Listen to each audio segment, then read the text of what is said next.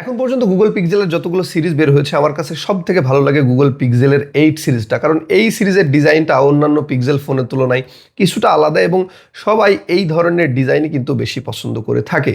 আমার হাতে এই মুহূর্তে যে ডিভাইসটা দেখতে পাচ্ছেন এটা হচ্ছে পিক্সেল 8a। এই মুহূর্তে এই ফোনটা বাংলাদেশের মার্কেটে ইউজড মার্কেটে 30 থেকে 31 হাজার টাকার আশেপাশে পাওয়া যাচ্ছে এবং এই বাজেটে এই ফোনটা কিন্তু বেশ ভালো একটা স্পেসিফিকেশন অফার করতেছে। আজকের এই ভিডিওটিতে আমি আপনাদের সাথে পিক্সেল 8 এ সম্পূর্ণ রিভিউ করব। 2026 সালে এসে এই ফোনটা আপনাদের কেনা উচিত হবে কিনা বা আপনাদের জন্য বেটার ডিল হতে পারে কিনা সেটা জানাবো। আশা করি সম্পূর্ণ ভিডিওটিতে আমার সাথেই থাকবেন। প্রথমে যদি এই ফোনটার ডিজাইন এবং বিল্ড কোয়ালিটি নিয়ে কথা বলি তাহলে ডিজাইনের দিক থেকে এই ফোনটা আমার কাছে খুবই ভালো লেগেছে। আমি আগেও বলেছি পিক্সেল 8 সিরিজটা আসলে একটু ভিন্ন ডিজাইন নিয়ে এসছে। চারি সাইডে কিন্তু একটা রাউন্ডেড কর্নার ইউজ করার কারণে, রাউন্ডেড শেপ ইউজ করার কারণে এই ফোনটা কিন্তু দেখতে বেশ প্রিমিয়াম লাগে। সেই সাথে ছোটোখাটো বা কম্প্যাক্ট হওয়ার কারণে এই ফোনটা কিন্তু কিউট একটা ফিলও দেয়। সো এই কারণে আমার এই ফোনটা খুবই ভালো লাগে, কারণ এটা এত ছোট একটা ফোন, সে সাথে খুবই হ্যান্ডি একটা ডিভাইস। সো ডিজাইনের দিক থেকে এটা আমার কাছে খুবই ভালো লাগে। বিল্ড কোয়ালিটির যদি কথা বলি, এটা যেহেতু একটা ফ্ল্যাগশিপ গ্রেডের ফোন, সো এটার বিল্ড কোয়ালিটি নিঃসন্দেহে ভালো হবে। এই ফোনটায় একটা অ্যালুমিনিয়াম ফ্রেম ইউজ করা হয়েছে, সামনের দিকে গরিলা গ্লাস 3 প্রোটেকশন রয়েছে এবং পেছনের দিকে একটা প্লাস্টিক ব্যাক প্যানেল ইউজ করা হয়েছে এবং এটা কিন্তু IP67 এর water and dust resistance support করে আপ টু 1 মিটার পর্যন্ত। সো প্রোটেকশনের দিক থেকেও কিন্তু কোনো ধরনের কোনো কমতি রাখা হয়নি। তবে ইউজ ডিভাইসগুলোর ক্ষেত্রে আমি আপনাদেরকে বলবো কখনোই ওয়াটার টেস্ট বা ডপ টেস্ট এই ধরনের টেস্টগুলো আপনাদের করার প্রয়োজন নেই। সামনের দিকে এই ফোনটা একটা 5 হোল কাটআউটের ডিসপ্লে ইউজ করা হয়েছে, যদিও ডিসপ্লেটার বেজেলটা একটু বেশি। পিক্সেল 8 সিরিজ পর্যন্ত প্রত্যেকটা পিক্সেল সিরিজ ফোনেরই কিন্তু বেজেল কিছুটা বেশি, 9 থেকে একটু কম হয়েছে। তারপরে ফোনটা দেখতে কিন্তু বেশ ভালো লাগে, অর্থাৎ চারিদিক থেকে কিন্তু মোটামুটি সিমেট্রিক্যাল বেজেল আছে, নিচের দিকে হালকা একটু বেশি বেজেল আছে। তারপরে এটা যেহেতু একটা ফ্ল্যাগশিপ ডিজাইন দিয়ে আসে এর কারণে কিন্তু দেখতে খুব একটা খারাপ লাগে না। সো ডিজাইন এবং বিল্ড কোয়ালিটির দিক থেকে ফোনটা আমার কাছে যথেষ্ট ভালো লেগেছে এবং 2026 সালে এসেও এটা একটা প্রিমিয়াম ফোনের ভাইব দেয়। এবার যদি এই ফোনটার ডিসপ্লে সেকশন নিয়ে কথা বলি তাহলে এটাই 6.1 ইঞ্চের একটা ওলেড প্যানেল ইউজ করা হয়েছে, যেটা ফুল এইচডি প্লাস রেজলিউশনের সাথে আসে, সেই সাথে HDR সাপোর্ট করে এবং ডিসপ্লেতে 120 হার্জ রিফ্রেশ রেটের সুবিধা তো অবশ্যই পাচ্ছেন। পাশাপাশি ডিসপ্লেতে কিন্তু আপনারা একটা ইন ডিসপ্লে ফিঙ্গারপ্রিন্ট সেন্সরও পেয়ে যাচ্ছেন। এর ডিসপ্লে কোয়ালিটিটা যথেষ্ট ভালো। আমি আগেই বলেছি এটা যেহেতু একটা ফ্ল্যাগশিপ ফোন এবং একটা ওলেড প্যানেল ইউজ করা হয়েছে, সো ডিসপ্লের কালার অ্যাকুরেসি, শার্পনেস এবং মিডিয়া কনজিউম করে কিন্তু যথেষ্ট মজা পাবেন আপনারা। সেই সাথে যেহেতু এটা একটা কম্প্যাক্ট ডিসপ্লে, যারা আসলে ছোটোখাটো ডিসপ্লের ফোন ইউজ করতে পছন্দ করেন তাদের কাছে কিন্তু এই ফোনটা নিঃসন্দেহেই ভালো লাগবে। সেই সাথে এটাই কিন্তু 2000 নিটস পর্যন্ত পিক ব্রাইটনেস সাপোর্ট পেয়ে যাচ্ছেন, অর্থাৎ বাহিরে গিয়ে আউটডোরে কিন্তু আপনারা স্মুথলি এই ফোনটাকে ইউজ করতে পারবেন। সেই সাথে ডিসপ্লেতে প্রোটেকশন হিসাবে গরিলা গ্লাস 3 প্রোটেকশন ইউজ করা হয়েছে। সো ডিসপ্লেতে হালকা পাতলা স্ক্র্যাচ কিন্তু খুব দ্রুত পড়বে না, যেহেতু একটা ভালো প্রোটেকশন সিস্টেম এই ফোনটার ডিসপ্লেতে দেওয়া হয়েছে। সো ডিসপ্লের দিক থেকেও এই ফোনটা আমার কাছে বেশ ভালো লেগেছে এবং সবথেকে মজার ব্যাপার হচ্ছে এই ফোনটা একটু কম্প্যাক্ট হওয়ায়, ছোটোখাটো ডিসপ্লে হওয়ায় এক হাত দিয়ে আসলে ইজিলি ইউজ করা যায়। এবার যদি এই ফোনটার হার্ডওয়্যার এবং সফটওয়্যার সেকশন নিয়ে কথা বলি তাহলে এটাতে গুগলের নিজস্ব চিপসেট টেনসর G3 ইউজ করা হয়েছে, যেটা 4 ন্যানোমিটার টেকনোলজিতে তৈরি। এই চিপসেটটা দিয়ে আপনারা ইজিলি এই ফোনটাকে হেভি ইউজ করতে পারবেন, ভিডিও এডিটিং থেকে শুরু করে গেমিং বা অন্যান্য কাজগুলি স্মুথলি করতে পারবেন। যদিও পিক্সেলের ডিভাইসগুলো গেমিংয়ের জন্য না, সো গেমিং না করাই বেটার হবে। তবে আপনারা যে কোনো ভারী কাজ বা মাল্টিটাস্কিং ইজিলি এই চিপসেটটা সাহায্য করে নিতে পারবেন। সেই সাথে এই ফোন কিন্তু অ্যান্ড্রয়েড 17 এই মুহূর্তে রান করতেছে, কয়েকদিন আগে আমি আপডেট দিয়েছি এবং আরও 3-4টা মেজর আপডেট আপনারা অনায়াসে পেয়ে যাবেন। এবং এটাতে কিন্তু স্টক অ্যান্ড্রয়েড সিস্টেম, অর্থাৎ যারা আসলে ক্লিন ইউআই পছন্দ করেন, একেবারে স্টক অ্যান্ড্রয়েড পছন্দ করেন, তাদের জন্য কিন্তু পিক্সেলের ডিভাইসগুলো সব থেকে ভালো এবং সবার আগে security update, software update, Android আপডেটগুলো কিন্তু আপনারা পিক্সেলের ডিভাইসেই পেয়ে যাবেন।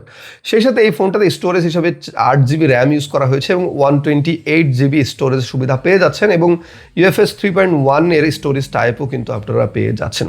সো এই দিক থেকেও কিন্তু আপনারা ভালো একটা ব্যাকআপ পাচ্ছেন। বাংলাদেশের মার্কেটে 128GB ভার্সনগুলো বেশি পাওয়া যায়, 256GBটা আসলে খুবই কম পাওয়া যায়। এবং এই ফোনটা নেটওয়ার্ক সেকশন নিয়ে যদি কথা বলি তাহলে এটা একটা 5G ডিভাইস, সে সাথে আপনারা কিন্তু 2টা সিম ইউজ করতে পারবেন এই ফোনটাতে, একটা ন্যানো সিম ইউজ করতে পারবেন এবং আরেকটি হচ্ছে ই সিম ইউজ করতে পারবেন। নেটওয়ার্ক ইস্যু নিয়ে যদি কথা বলি তাহলে পিক্সেল 8 সিরিজে নেটওয়ার্ক ইস্যু খুবই কম, অর্থাৎ আগের তুলনায় অনেকটাই কমে গিয়েছে। যাদের এলাকায় একেবারেই নেটওয়ার্কের সমস্যা বা একেবারেই নেটওয়ার্ক ভালো পায় না তাদের ক্ষেত্রে একটু প্রবলেম হতে পারে। তবে যারা শহরে বাস করেন বা ভালো নেটওয়ার্কের মধ্যে বাস করেন তাদের ক্ষেত্রে খুব বেশি আপনারা নেটওয়ার্ক ইস্যু কিন্তু দেখতে পাবেন না। এবার যদি এই ফোনটার মেইন সেকশন নিয়ে কথা বলি, অর্থাৎ যে কারণে মানুষ ফোন কিনে পিক্সেলের, সেটা হচ্ছে ক্যামেরা।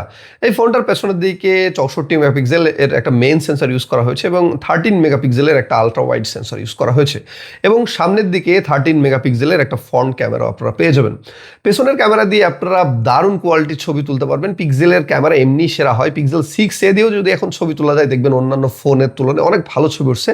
সেই তুলনায় পিক্সেল 8a এর ক্যামেরা আরও ভালো। যারা পিক্সেল লাভার আছেন বা পিক্সেলের ক্যামেরা সম্পর্কে জানেন, আপনারা সবাই জানেন পিক্সেল কিন্তু কোনো বিউটি মুড দিয়ে ছবি তুলে না, অর্থাৎ আপনি যেমন দেখতে ঠিক তেমনই কিন্তু ছবির আউটপুট দেয়, যে কারণে কিন্তু পিক্সেলের একটা আলাদা ফ্যান বেজ আছে। অর্থাৎ আপনারা যারা বিউটি মুডে ছবি তুলতে চান বা ছবি একটু ফর্সা হয়ে যাবে, ক্লিয়ার হয়ে যাবে, তাদের জন্য কিন্তু পিক্সেলের ডিভাইস না। সো এই ডিভাইসটা দেখে কিন্তু আপনারা দারুণ ছবি পেয়ে যাবেন, বিশেষ করে পোর্ট্রেট শট কিন্তু দুর্দান্ত লেভেলের পেয়ে যাবেন এবং এটার সামনের ক্যামেরা দিয়েও কিন্তু ডিসেন্ট কোয়ালিটির সেলফিও পেয়ে যাবেন। তবে পোর্ট্রেট শটের ক্ষেত্রে আমার কাছে মনে হয় পিক্সেলের ধারে কাছে অন্য কোনো ব্র্যান্ড আসতে পারবে না। সেই সাথে আলট্রা ওয়াইড থেকে শুরু করে নাইট মুডেও কিন্তু আপনারা দুর্দান্ত লেভেলের ছবি পাবেন এই ফোনটা থেকে। ভিডিওগ্রাফির যদি কথা বলি তাহলে এটাতে 4K 60 fps এ ভিডিও করার সুবিধা থাকছে, অর্থাৎ পেছনের দিকে আপনি 4K 60 fps এ ভিডিও করতে পারবেন পেছনের ক্যামেরা দিয়ে এবং অপটিক্যাল ইমেজ স্টেবিলাইজেশন বা ওআইএস থাকার কারণে কিন্তু আপনারা খুব স্টেবল ভিডিওগ্রাফি পাবেন। অর্থাৎ যারা কন্টেন্ট ক্রিয়েশন করার জন্য বা ভিডিওগ্রাফি করার জন্য একটা ভালো ডিভাইস খুঁজতেছেন তাদের জন্য কিন্তু পিক্সেল 8a খুবই ভালো একটা অপশন হবে। সেই সাথে এর সেলফি ক্যামেরাটা দিয়েও কিন্তু 4K তে 30 fps এ ভিডিও করার সুবিধা থাকছে। সো ক্যামেরা এবং ভিডিওগ্রাফির দিক থেকে এই ফোনটা এখনও আপনাদেরকে ফ্ল্যাগশিপ লেভেলের পারফরমেন্স দিবে। এই ফোনটার ব্যাটারি সেকশন নিয়ে যদি কথা বলি তাহলে এটাতে 4492 mAh অর্থাৎ 4500 mAh এর ব্যাটারি ইউজ করা হয়েছে এবং 18 ওয়াটের ফাস্ট চার্জিংয়ের সুবিধা পেয়ে যাচ্ছেন। সেই সাথে ওয়্যারলেস চার্জিংয়েরও কিন্তু সুবিধা পাচ্ছেন এবং এটাতে PD 3.0 সাপোর্ট থাকার কারণে আপনি কিন্তু 30 মিনিটের মধ্যে 50% পর্যন্ত ফুল চার্জ করে নিতে পারবেন। ব্যাটারি ব্যাকআপের কথা বললে এটাতে আমি নর্মাল ইউজে সারাদিন পর্যন্ত ব্যাটারি ব্যাকআপ পেয়েছি স্টিল এখন পর্যন্ত। তবে যারা হেভি ইউজার আছেন তাদের ক্ষেত্রে কিন্তু এটাকে 2 দিন মানে 2 বার পর্যন্ত চার্জ দিতে হতে পারে, অর্থাৎ সারাদিন ইউজ করার পর বিকেলে বা সন্ধ্যায় কিন্তু আপনাকে চার্জ দিতে হতে পারে। যেহেতু এটা একটা স্টক অ্যান্ড্রয়েডের ফোন, কোনো ধরনের কোনো ব্লোটওয়্যার বা আজে বাজে অ্যাপস নাই, সো এটাতে কিন্তু আপনারা মোটামুটি ভালো ব্যাটারি ব্যাকআপ পাবেন। আর যদি আপনি বেশি ভিডিওগ্রাফি করেন বা কন্টেন্ট ক্রিয়েশনের কাজ করেন, ছবি তোলেন, সেক্ষেত্রে ব্যাটারি একটু দ্রুত ড্রেইন করে। এটা আসলে প্রত্যেকটা ফোনেরই সমস্যা।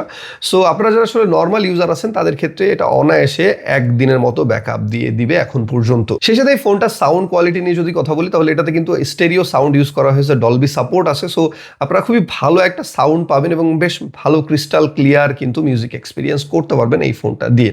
সো যাদের বাজেট আসলে 30 থেকে 31 হাজার টাকার আশেপাশে, তারা যারা আসলে একটা কম্প্যাক্ট ফোন চাচ্ছেন এবং একটা ক্যামেরা ফোন চাচ্ছেন যেটার ক্যামেরা হবে দুর্দান্ত লেভেলের, ভিডিওগ্রাফি করবেন, কন্টেন্ট ক্রিয়েশন করবেন, ছবি তুলবেন ধরা, তাদের জন্য পিক্সেল 8 কিন্তু খুবই ভালো একটা ডিভাইস হবে। সেই সাথে এটা কিন্তু খুবই কম্প্যাক্ট এবং কিউট একটা ফোন, মানে যে কেউ এই ফোনটা হাতে ধরে কিন্তু দারুণ একটা ফিল পাবে। সো আপনারা যারা আসলে এই ডিভাইসটা নিতে যাচ্ছেন তারা অনায়াসে নিয়ে নিতে পারেন। আর যারা আসলে একটা ট্রাস্টেড শপ খুঁজতেছেন পিক্সেলের ডিভাইসগুলো কেনার জন্য বা যে কোনো ইউজ ডিভাইস কেনার জন্য, তারা কিন্তু আমার শপ টেকবস বিডি থেকে এই ধরনের প্রোডাক্টগুলো নিয়ে নিতে পারেন। এই ধরনের ফোনে আমরা 10 থেকে 15 দিনের রিপ্লেসমেন্ট গ্যারান্টির সুবিধা দিচ্ছি ইনশাল্লাহ। ডিসক্রিপশন বক্সে আমি নাম্বার এবং আমার পেজের লিঙ্ক আপনাদের সাথে শেয়ার করে দেবো, আপনারা ওখান থেকে চেক করে নিতে পারবেন। সো এই ছিল আজকের মতো। আশা করি ভিডিওটি আপনাদের অনেক ভালো লেগেছে। ভালো লাগলে অবশ্যই একটা লাইক দিয়ে যাবেন, কমেন্ট করবেন এবং আমার চ্যানেলটি সাবস্ক্রাইব করতে ভুলবেন না। ধন্যবাদ সবাইকে, ভালো থাকবেন।